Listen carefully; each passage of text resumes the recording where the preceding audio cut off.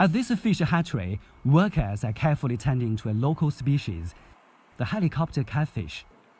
They are artificially hatched from the eggs of the wild parent fish, which are caught from the Lancang River. It's difficult to grow helicopter catfish as they're predatory and would attack each other. Usually the survival rate is quite low and it requires expertise to grow them. We got a chance to take a look at one of the parent fish, about 10 years old and 1 meter long. Here at Nuojiazhu hydropower plant, the fish hatching program involves 6 rare species found in the Lancang River. After repeated trials, experts have managed to hatch 4 of them in large quantities. And each year, they release tens of thousands of newly hatched ones to natural water. It took more than a decade to complete this water project, the biggest among the cascade dams on the Lancang. The reservoir has blocked the passage of freshwater species and submerged the habitat of some local plants and animals. The construction of hydropower plants often creates controversies over their ecological impact. Before the cascade dams were built along the Lancang River, engineers paid special attention to preserving the local biodiversity. Among the various solutions, they helped relocate endangered plant and animal species to safer areas.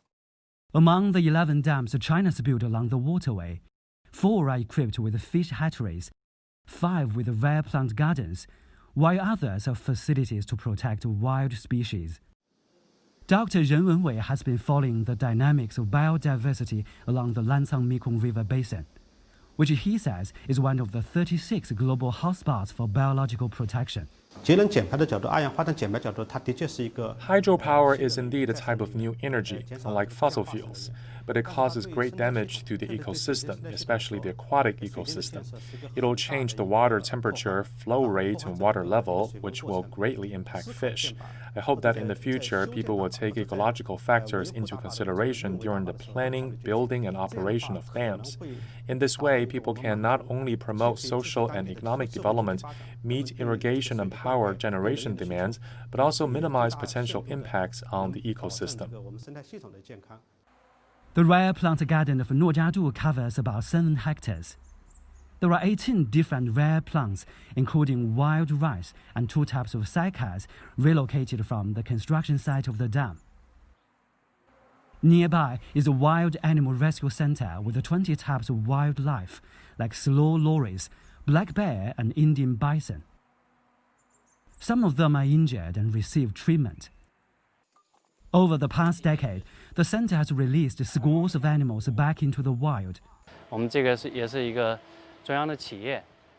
As a state company, our protection work adheres to the regulations set by the national authorities. We have tried our best to strike a balance between hydropower development and biodiversity protection. The construction of our power plant is subject to environmental assessments. What we're doing now with fish, plants, and animals is aimed at minimizing the dam's impacts on the species. It remains a challenge for experts here to breed more wild fish species, but as a key part of the dam's mitigation efforts to enhance biodiversity, they are determined to carry on. 孟庆生 CGTN 云南 Province